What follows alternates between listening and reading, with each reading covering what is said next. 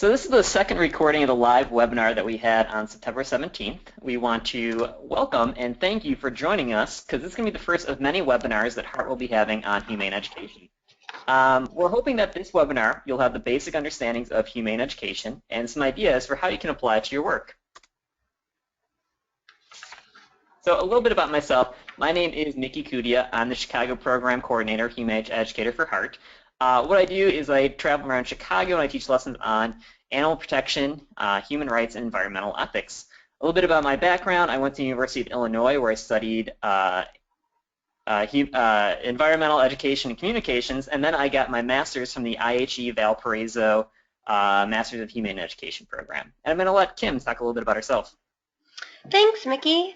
So I'm Kim, and I'm a program manager for HEART. I received my undergraduate degree in liberal arts from Goddard College in Vermont, and I also received a master's in education degree from the Institute for Humane Education, but I received it when it was in affiliation with Cambridge College. I've worked as a professional humane educator for 10 years, teaching youth in grades K through 12 in school and after-school programs, as well as summer camps. I also help to create educational resources for educators and facilitate professional development training. So thank you all so much for being here, and we hope that you enjoy the webinar. So this webinar is going to be the first of many webinars that we'll be having here, and this is the schedule for it. So the next webinar we're having is titled Teaching About Animals in the Classroom. So, young people, they love learning about animals, and this webinar is going to give you a lot of great ideas for how to teach about this engaging subject. But I will warn you, it's filling up quickly, so if you want to see it live, you got to go to our website right away and register for it. But we have a lot of other great webinars, so don't miss them. So when we recorded this live, we had this poll. We wanted to ask people how familiar they were with comprehensive humane education. 41% of the people attending were very familiar. 41% were somewhat familiar, and 18% said it was completely new to them. So we hope in this webinar, if you are very familiar with humane education, you will still gain some new tips and tools that will help you out. If it's completely new to you, we'll be giving you a thorough introduction to what it is and the pedagogy behind it. And of course, if you're somewhere in the middle, we're sure that you'll know more by the end.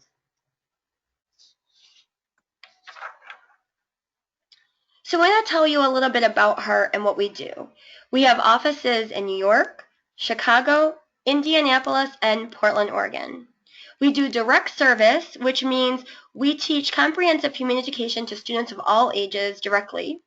We provide our programs in school and after-school programs, and we also run our own summer camps. Additionally, we offer educators resources, including things like free lesson plans, in-person trainings, consultation, and of course now our HEART webinar series. And lastly, we raise awareness about and secure support for humane education by promoting it in educational settings and through legislative advocacy.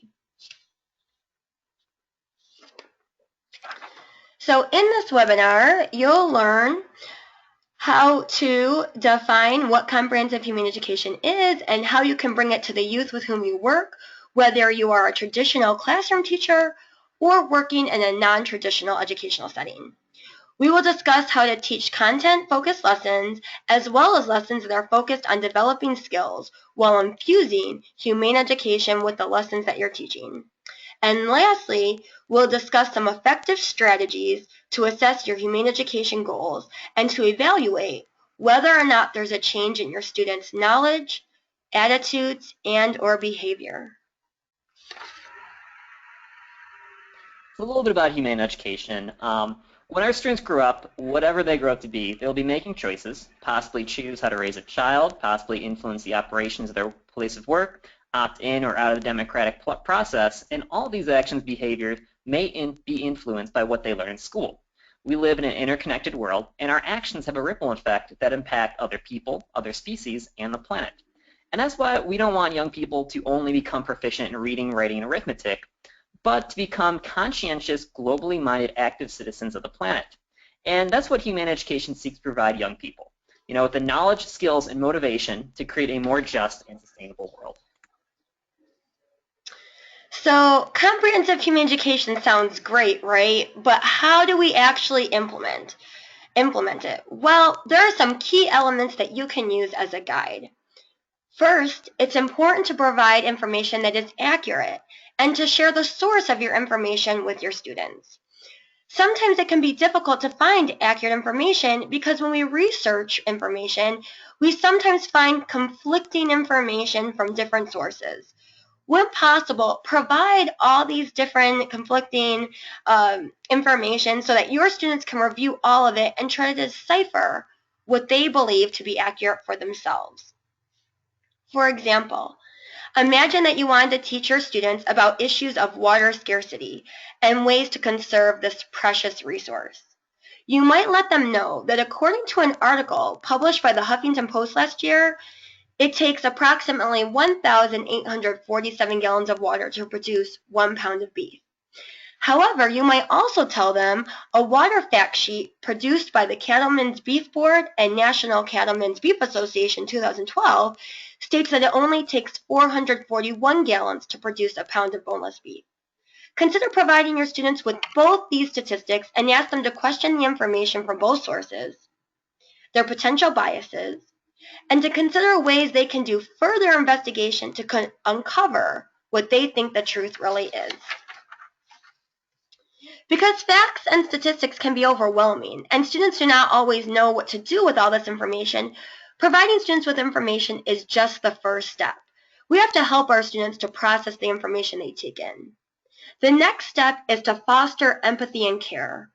We're not only people of the mind, we're also people of the heart, and we can promote empathy and compassion by connecting our students' hearts to the lessons we teach. We want them to put themselves in the place of other people, other species in our natural world to better understand the feelings and behaviors of others. If more people could truly look at the world from the point of view of another, it would influence their attitudes and behaviors towards each other. Then it's important to promote critical thinking. So much of what we believe is based on what appears to be the norm, what we've been told to believe by society and the media. As educators, we have a responsibility to provide opportunities for our students to question the assumptions of others and even their own assumptions so they can dig deep within themselves and discover what their true beliefs and thoughts really are. So once our students have accurate information on a topic, their hearts are open to others, and they've thought and questioned about issues going on in the world, it's important to provide them with an opportunity to consider potential solutions to the problems they've learned about, whether they are solutions that they can support and get involved with, or whether it's creating their own solutions. We want to leave our students feeling empowered and to know that they really can be part of the solution and they can make a positive difference in the world.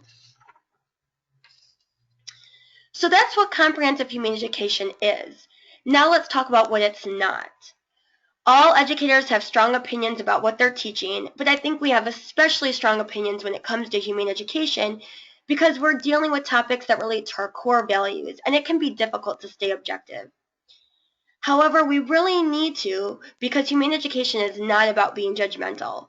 We're not there to be the fountain of truth and to tell our students what is right or wrong or to make the world appear black and white. We want to foster a safe space where discussion and dialogue can happen so that they can see things from different points of view and decide for themselves what their own opinions are.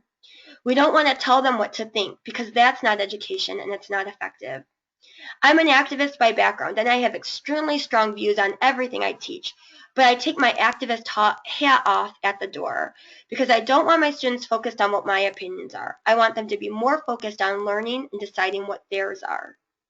I recently taught a summer camp program called Drawing the Line. We shared different ways animals are used by humans, and the students had to decide on a scale from completely unacceptable to completely acceptable how they felt about it. Some of the students had very different opinions about the various ways animals are used, and part of the goal of the lesson was for the students just to be open to listening to each other's, their classmates' point of view, and to learn from one another. So we don't want you to see humane education as an add-on or something that's in addition to what you already have to do. We know that educators already have the weight of the world on their shoulders in a lot of ways. You're expected to do so much, and to consider adding even just one more thing might feel exhausting. So today we want to show you how humane education can be a part of what you're already doing, and how it can easily fit into your pre-existing curriculum or your programs by teaching what you've always taught, but doing it through a humane lens. So, like Kim was saying, since we don't want humane education to be another add-on, it needs to be used as a lens for teaching the material that students are already learning in schools. Just about any lesson can be altered to make it more in line with the goals of human education. For the continuation of this presentation, we'll be providing you with some tips and examples for altering your curriculum to put a humane education spin on it. So here are some tips to begin with for infusing humane education into your lessons. First, we have making connections to people, animals, and the planet. This is probably one of the simplest ways to change a lesson. As we discussed earlier, our choices are almost always have an effect on other people, on others, because we are part of a global community. And that is why it's important that we teach students how their actions affect people, animals, and the environment. Then we need to encourage them to think about their choices and act responsibly. We'll give you plenty of examples of how to do this when we discuss the case studies later in this webinar. Next, we have fostering empathy in students. This is another simple tip. When teaching about a topic that involves people, animals, and the environment, ask questions or create activities that require students to take the perspective and the feelings of those they are learning about. Next, we have promote critical thinking. So this goes along with empathy in a lot of ways. To think critically, you need to be able to understand the perspective of other people or animals. But critical thinking takes the understanding to the next level and challenges students to question the assumptions of others and their own assumptions. Critical thinking is an important part of humane education because without the ability to think critically, students can be manipulated to making choices that do harm to people, animals, or the planet. Next, we are providing opportunities for creating win-win solutions. So a win-win solution is a solution where everyone benefits. And we try to emphasize the idea of thinking win-win in our students, and not only win-win for people, but win-win for animals and the planet as well. Next, we have identify real-world connections. One of the strengths of humane education is that it pushes educators to connect what their students are learning to real-world issues. This increases engagement because students see that what they are learning can make a difference. It also ignites students' passion for justice. From my experience, when students learn about inequality or cruelty, they want to learn more and take action. And then finally, we have incorporate service learning opportunities. So this can make the connection to the real world even stronger. I've facilitated service learning projects with students all over Chicago, and the classroom teachers that I work with are always impressed how students, they're willing to go the extra mile on these projects. And I believe it's because everyone wants to make the world a better place. They often just don't know how, or are never given the opportunity to do so. Service learning gives them this opportunity, but in a safe and structured way. So what we're going to do for the rest of this webinar is we're going to review 4 case studies of the topics and skills that might be taught by an educator and consider how it can be taught by infusing the topic of humane education. So to begin with, we have Kim is going to talk about a lesson on sharks. So yeah, thanks, Mickey. So yeah, teaching about wildlife animals is a common topic covered in some elementary school science classes. I knew a second grade teacher in New York who worked at a school where all the second grade teachers were doing units on sharks.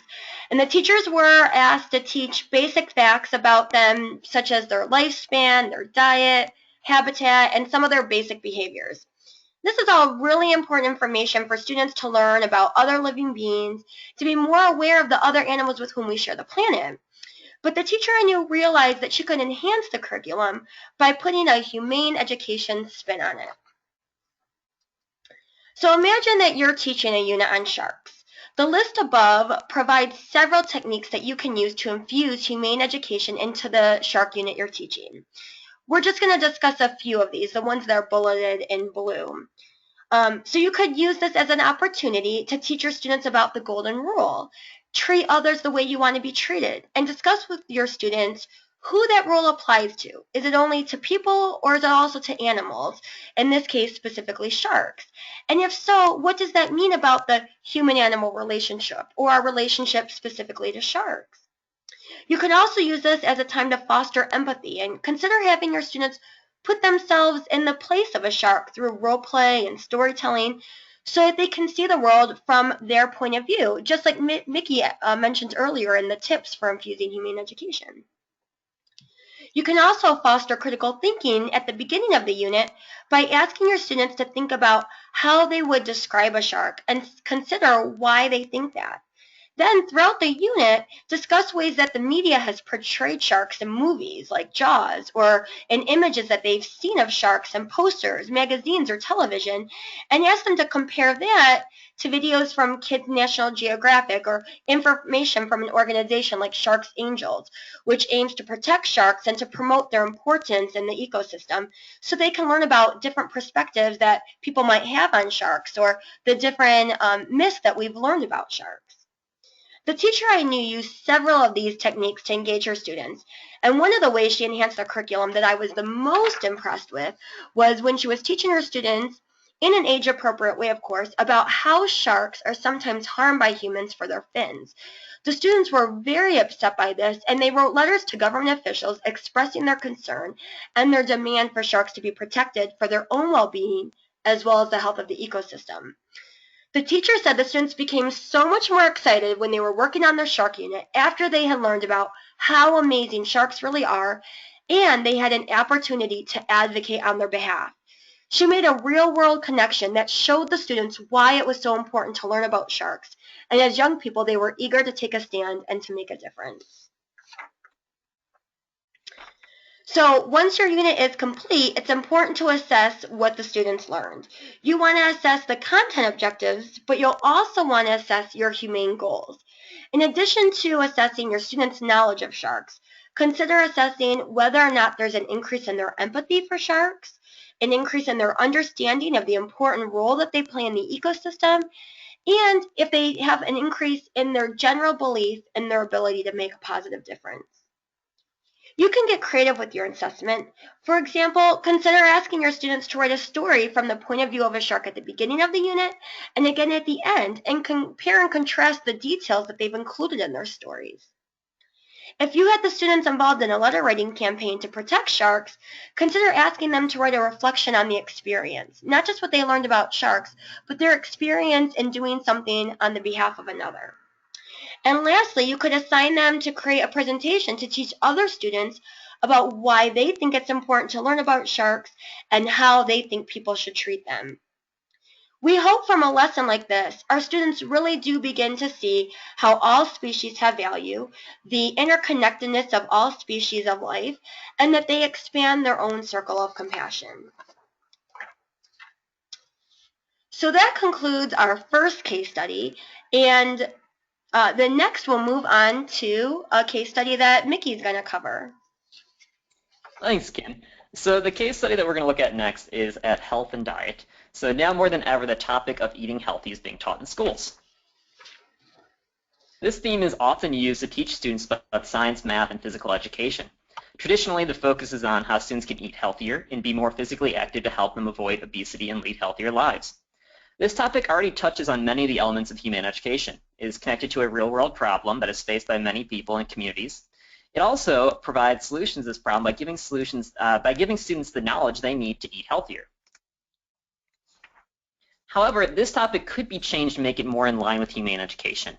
For example, our food choices are not just connected to ourselves. Our food choices also have a huge effect on other people, animals, and the environment.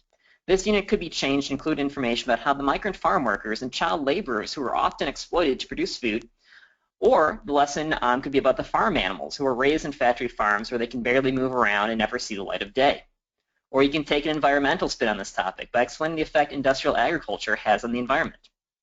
By having students explore any of these issues, you will not only widen the scope of this unit to include compassion for animals and for people other than themselves, but also add a critical thinking component because they would have to question their assumptions about where their food came from, and it would also challenge the students to have empathy for the people and animals that are affected by their choices. If you want to focus even more on critical thinking, you could add a media literacy component to this unit. People are constantly bombarded by advertisements, and many of these advertisements are for unhealthy foods. You could ask students to think critically about the ads they see for food and what they are not telling them about their treatment of people, animals, and the environment. There are plenty of ways you could assess this type of unit. There are the traditional ways, such as having students write a paper or give an oral presentation. A fun way you could assess this student learning is by presenting their idea in the form of the world's most ethical meal. This would require students to combine everything that they've learned about people, animals, and the environment, and best of all, it would focus on solutions to their problem. As I've discussed earlier, if you want them to focus more on critical thinking for an assessment, you could ask students to analyze ads for different foods and then create their own ad that tells the customers the truth about the foods they're eating. A magazine called Adbusters has been creating parody ads such as these for years, and you could use their ads as examples. Okay, so next I'm going to go back to Kim, and she's going to tell you about a case study on the topic of slavery in the United States. Thanks, Mickey. So yeah, just like Mickey said, we're going to do our third case study, which is focused on slavery, which might be taught about in social studies classes. So this is a fairly common topic that's covered in upper elementary schools. Many fifth grader students are introduced to this topic, and it's also time that they might learn about the Civil War. It's an extremely important topic to teach for understanding America's past. Oftentimes when slavery is taught, it's discussed as something only from our past, however, and sadly, it directly connects to our present as well. So if you're teaching about the history of slavery in the United States, there are many present-day connections that you could make to enhance the lesson and infuse it with humane education. For one, the history of slavery in the United States has had a direct impact on the lives of all Americans today. While many students may believe that with the end of legalized slavery in the United States, we became a country that was completely equal and free and had justice for all people.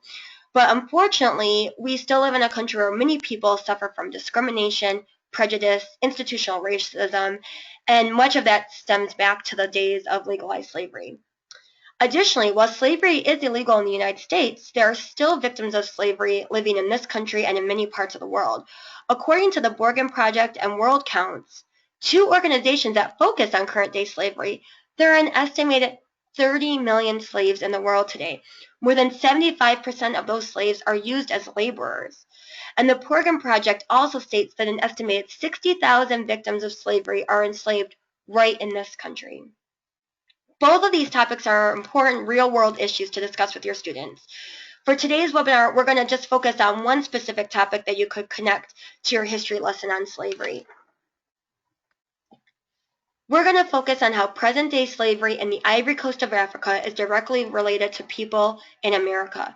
There are child slave laborers who work on cocoa farms, and it's extremely relevant to our students because most of our students eat and enjoy chocolate, but they often don't know where that chocolate is coming from. In a report done by CNN, they revealed what the lives are like for some child slave laborers on cocoa farms. Some of these children were stolen from their families and forced to work on these farms with no pay for extremely long hours and facing extreme abuse.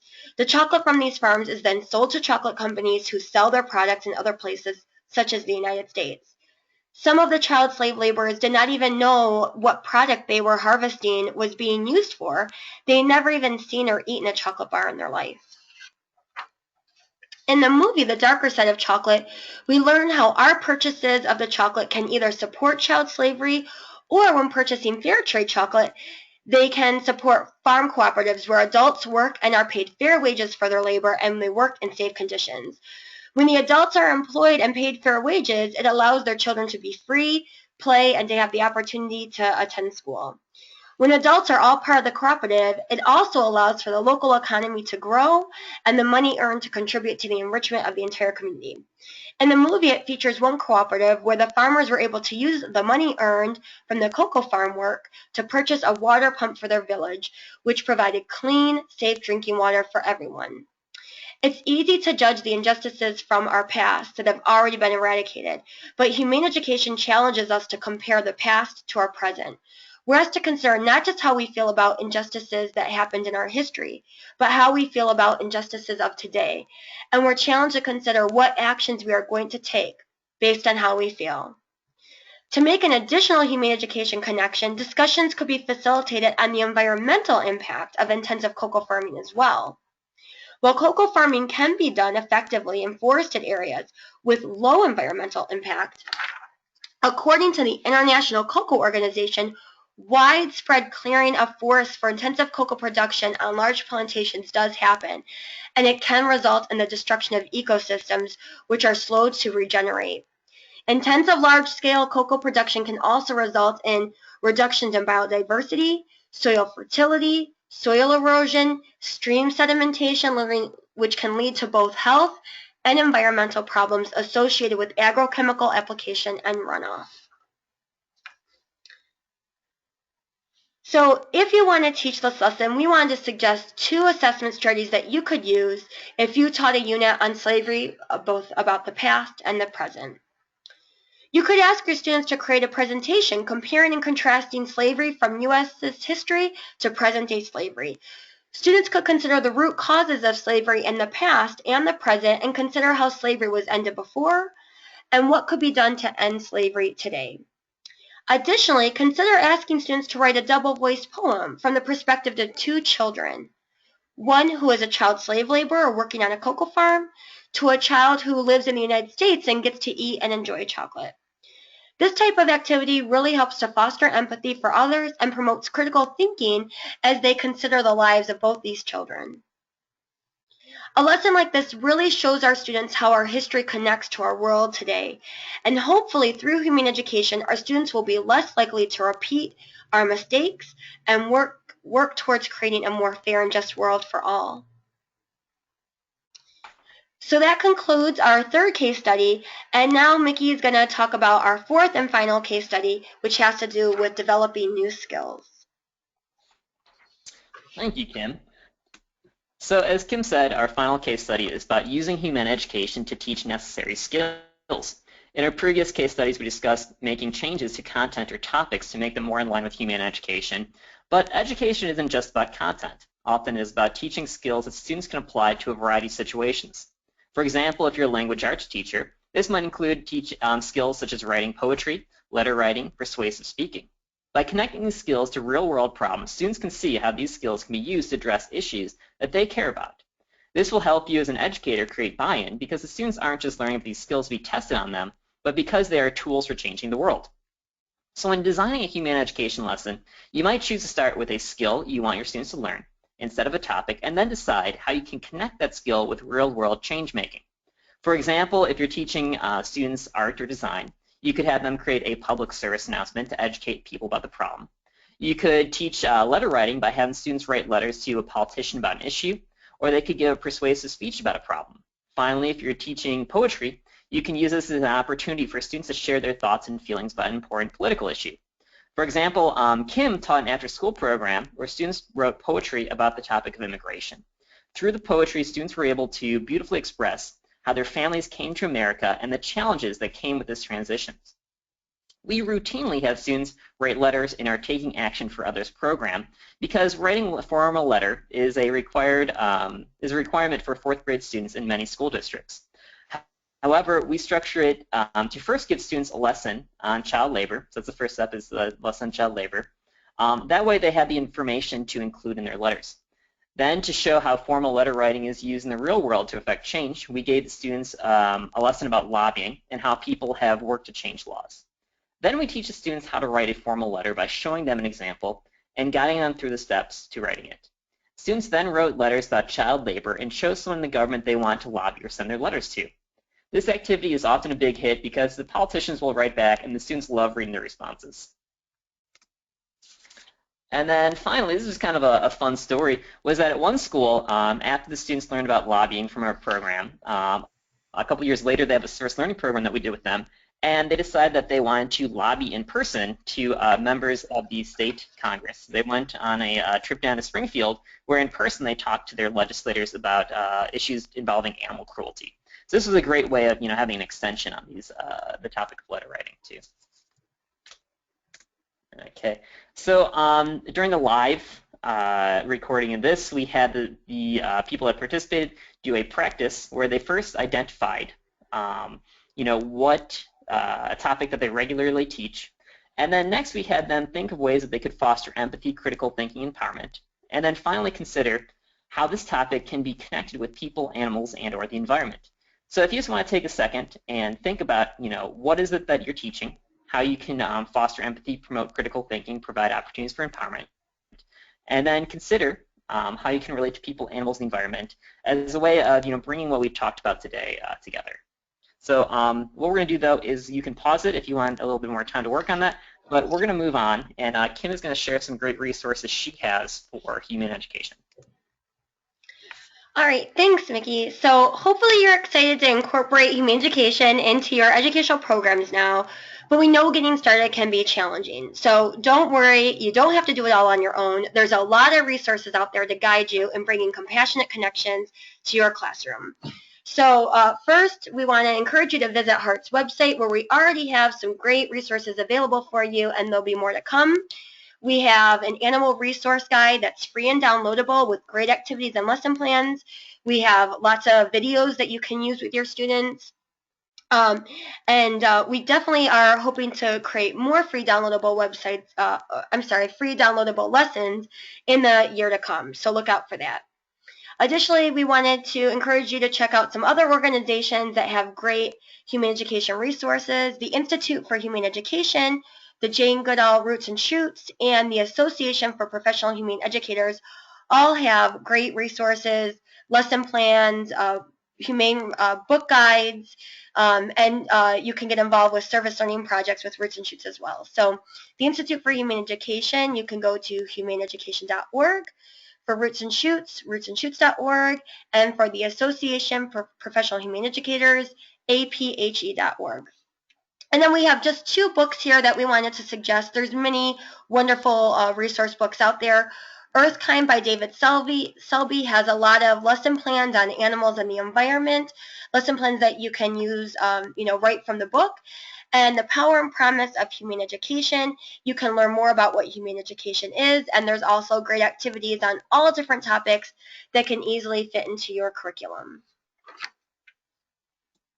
So thank you all so much again for joining us, and please let us know if you have any questions or concerns about how to bring compassionate connections to the students with whom you work. We want to be a resource for you, and we want to help you in any way that we can. So on behalf of Mickey and myself and all of HEART, thank you again, and we hope that you can take what we've discussed today and put it into practice. We always want to hear from you, so whether or not you're already incorporating comprehensive humane education into your classroom with the students with whom you work, or you bring it into your classroom after this webinar, please let us know about it. We want to share your stories with others. We want others to learn from you, and we want to learn from you as well. So please let us know, and feel free to email us. Our email addresses are here on the slide. So thank you all so much, and have a wonderful day.